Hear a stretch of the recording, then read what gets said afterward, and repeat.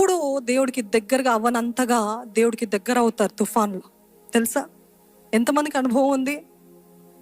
నా హ్యాపీ టైమ్స్లో నేను ఎప్పుడు ఇంత క్లోజ్గా లేను దేవునితో.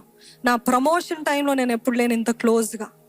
నా సెలబ్రేషన్ టైంలో I was not close to God, but when శ్రమ నొంది ఉండుట నాకు మేలాయను.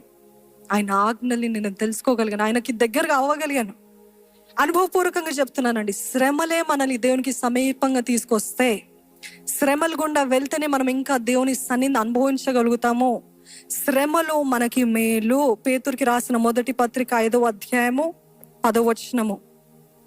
తన నిత్య మహిమకు క్రీస్తునందు మిమ్మును పిలిచిన సర్వకృపానిధియగు దేవుడు కొంచెము కాలము మీరు శ్రమపడిన పిమ్మట తానే మిమ్మును పూర్ణులుగా చేసి స్థిరపరిచి బలపరచును. ఈ కొంచెము కాలము మీరు శ్రమ పడిన పిమ్మట మిమ్మల్ని పూర్ణులుగా చేస్తాడు, స్థిరపరుస్తాడు, బలపరుస్తాడు. హల్లెలూయా. పూర్ణులుగా చేస్తాడు. Hill make you perfect, hill make you stable and he will make you strong. ఏంటండి? పూర్ణులుగా, స్థిరులుగా, బలవంతులుగా చేస్తాడు మన దేవుడు ఈ శ్రమలు తర్వాత. గమనించండి, if you want great anointing, you need to have a great Storm in your life. గొప్ప శ్రమ లేకుండా, గొప్ప తుఫాను లేకుండా గొప్ప అభిషేకము లేదు. అభిషేకం ఎప్పుడు బలముగా ఉంటుందంటే ఎప్పుడైతే పిండబడతారో, ఎప్పుడైతే త్రొక్కబడతారో, ఎప్పుడైతే దంచబడతారో, ఎప్పుడైతే గేలి చేయబడతారో, అవమానపరచబడతారో, కన్నీటితో నింపబడతారో, గుండె పగిలే పరిస్థితులు ఉంటాయి. గుండె గాయాలైన పరిస్థితుల్లో ఎక్కువగా దేవునికి సమీపంగా ఉంటారు కాబట్టి గొప్ప అభిషేకం మీరు పొందుకుంటారు. హల్లెలూయా. ఎప్పుడు మామూలుగా సంతోషంగా ఉన్నప్పుడు అంత అభిషేకము కనపడుతుందో లేదో, అంటే అభిషేకం లేక కాదు, కానీ when you're in too much pain, there is too much of anointing, there is greater anointing. When you're in pain and you, God's power, God's presence, దేవుని అభిషేకము బలముగా మన ద్వారా పనిచేస్తుందండి. ఎప్పుడు రాని మాటలు, ఎప్పుడు రాని కొత్త పాటలు, ఎప్పుడు రాని ఆలోచనలు అప్పుడు వస్తాయి. ఎందుకంటే ఆ నొప్పి గుండా వెళ్తే, ఒక గొప్ప సింగర్ అంట, ఆ సింగర్ మామూలుగా she was a hit singer, కానీ ఒకానొకసారి ఒక పెద్ద విషాదం జరిగింది. యాక్సిడెంట్ అయింది. She was unable to walk, she was unable to move, she was bed ridden.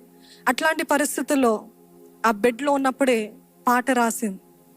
ఆ పాట రాస్తే ఆ పాట రిలీజ్, తను సెట్ అయిన తర్వాత రిలీజ్ చేసింది. ముందున్న వాటన్ని హిట్స్ కంటే ఆ పాట పెద్ద హిట్ అయిందంట. ఎందుకు అనంటే, ఆ బాధలో ఉన్నప్పుడు తన అనుభవం, తన బాధ, తన శ్రమ అంతా కూడా రాసింది. అది అనేక కోట్లాది మంది రిలేట్ అయ్యి, అవును, how did she write exactly what we feel, how did she know, ఎలాగ తెలుసుకుంది, this is exactly how I feel, how did she know, because it is the anointing of God that will make you closer to him in your pain. Hallelujah. అభిషేకము, దేవుని అభిషేకము మన శ్రమలో ఉన్నప్పుడు బలముగా ఉంటుందండి. ఎందుకు? మనం దేవునికి దగ్గరగా ఉంటాం కాబట్టి. Today I'm telling you, I warn you, నిజంగా చెప్తున్నాను, అనుభవపూర్వకంగా చెప్తున్నాను. మీరు అందరూ కూడా, మీకు ఎంతమందికి అభిషేకము కావాలని అంటే, చాలా మంది అందరూ ఇంచుమించు చేతులు ఎత్తుతారు, తప్పకుండా ఎత్తుతారు. బికాజ్ యూ థింక్ అనాయింటింగ్ అంటే పవర్, అనాయింటింగ్ అంటే గొప్పగా వాడబట్టం, అనాయింటింగ్ అంటే అథారిటీ, ఇవన్నీ అంటారు. Wonderful, it is true. కానీ with anointing comes great suffering. Are you ready to pay the price? వెల చెల్లించడానికి సిద్ధంగా ఉన్నారా? ఎందుకంటే నేను ఒక రోజు దేవుణ్ణి ఈ పరిచర్లో ఉన్నప్పుడు, దేవా, I don't want this routine lord. నామకార్థ ఆరాధన, నామకార్థ స్థుతులు, నామకార్థంగా చదవడము, నామకార్థంగా వచ్చామా వెళ్ళామా, డెడ్గా ఉంది అయ్యా. నా హృదయం అంతా కూడా ఎంటీగా ఉంది, ఖాళీగా ఉంది. నాకు ఇట్లా వద్దు ప్రవ్వా, గివ్ మీ డబుల్ అనాయింటింగ్ అని అడిగాను. పొరపాటున అడిగానో నిజంగా అడిగానో నాకు తెలీదు. I just said I want double anointing. And when I said double anointing, ఎప్పుడు రానని శ్రమ, ఎప్పుడు రానని శ్రమలు, ఎప్పుడు పగలనంత నా గుండె హృదయము ఆ పగిలే పరిస్థితులు గుండా దేవుడు నడిపించాడు. ఎన్నో నెలలు కాదు, క్షమించండి, ఎన్నో వారాలు ఏడుపు, కన్నీరు, బాధ, వేదన, ఎక్కడ చూసినా గందరగోళము. అసలు ఇది ఎంత చీకటిగా ఉండిందంటే, అసలు ఇస్ దర్ అ వే, దీని నుండి బయటికి రాగలుగుతానా, దీని నుండి అసలు ఏమైనా మార్గం ఉందా ప్రభువా అని అడిగే పరిస్థితి, ఓపిక కూడా లేదు. అంత భయంకరంగా దాని తర్వాత మెల్లమెల్లగా ఆ తుఫాను తగ్గిపోతున్నప్పుడు నేను అడిగాను, దేవా ఎందుకు ఇంత భయంకరమైన తుఫాన్ని అనుమతించావు అని నేను ప్రార్థన చేసుకున్నప్పుడు ప్రార్థనలోనే దేవుని ఆత్మ ద్వారా మాట్లాడుతున్నాడు. You ask for double anointing. You won't get double anointing if you don't get. ఈ రీతిగా శ్రమ పడకపోతే నువ్వు పొందుకోలేవు. You want to be a blessing, first you be crushed by మీ.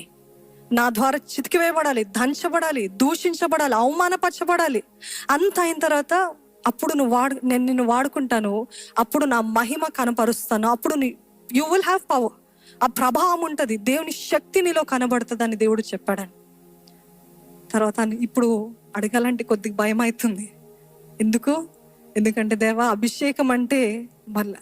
కానీ ఇందాక చెప్పినట్టు ఒక్కసారి ఆ పెయిన్ థ్రెషోల్డ్ దాటామనుకోండి, అది అంతా అయిన తర్వాత అనిపిస్తుంది ఇదంతా ఒక లెక్కన, దీని గుండా అంతా వెళ్ళాం కదా, ఇదంతా ఒక లెక్కన అనిపిస్తుంది. ఆ రీతిగా అందుకనే దేవుడు ఇక్కడ ఈ మాట, మిమ్మల్ని స్థిరపరిచి బలపరుస్తాను, మిమ్మల్ని అందరినీ బలవంతులుగా చేస్తాను. ఎలాగా?